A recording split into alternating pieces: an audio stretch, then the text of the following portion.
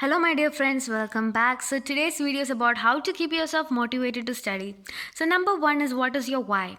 Knowing that why is gonna save you so much of heartache, so much of overthinking time, so much of situations. Because if you really know your why, like why did you come into the field of medicine, and if you are having that at least in the back of your mind, or if you have written it down somewhere, when situations are really not on your side, when you're faced with hardships and failures, and when certain days come when you don't want to study, you don't want to, like, you feel so demotivated, when you look at that, you know, okay, this is a reason why I started, this is a reason why I went into this field, going through all the hardships and all the pain.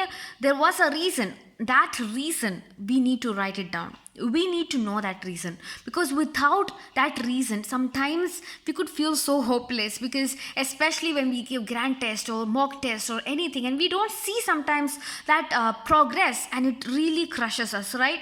So write down on a sheet of paper, what was your why did you choose medicine and nothing else? Why? Okay, do write it down. That is really going to help us with the overthinking also.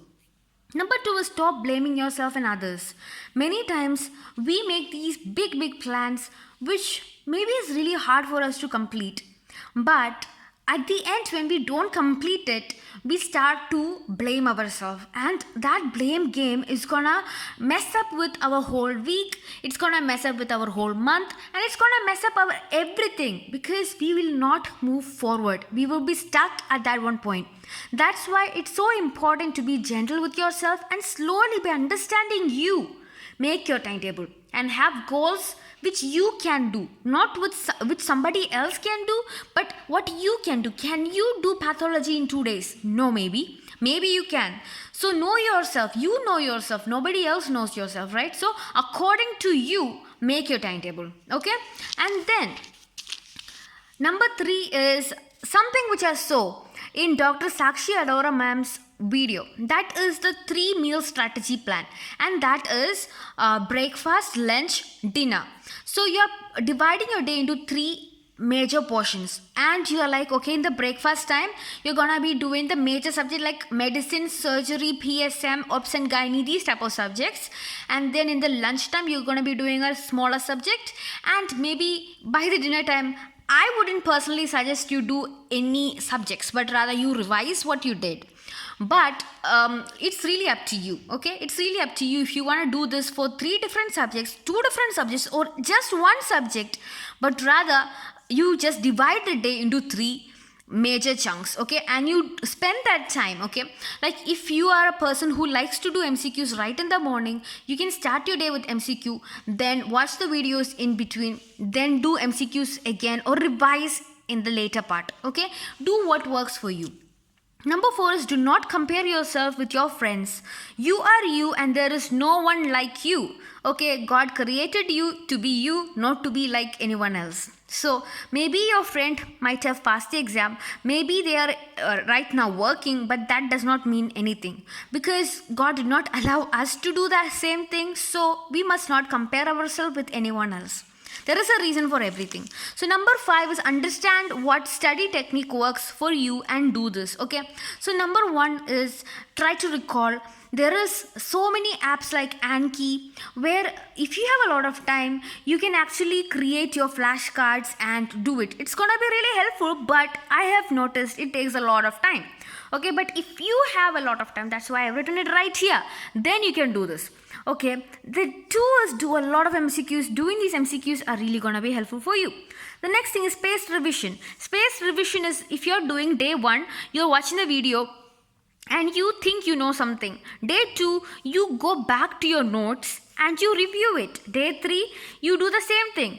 But then you're not going to be looking at it for some days, right? Then after 1 week, you're coming and doing the same thing. After 2 weeks again. But it also takes a lot of time. But it's required sometimes, so that you remember stuff.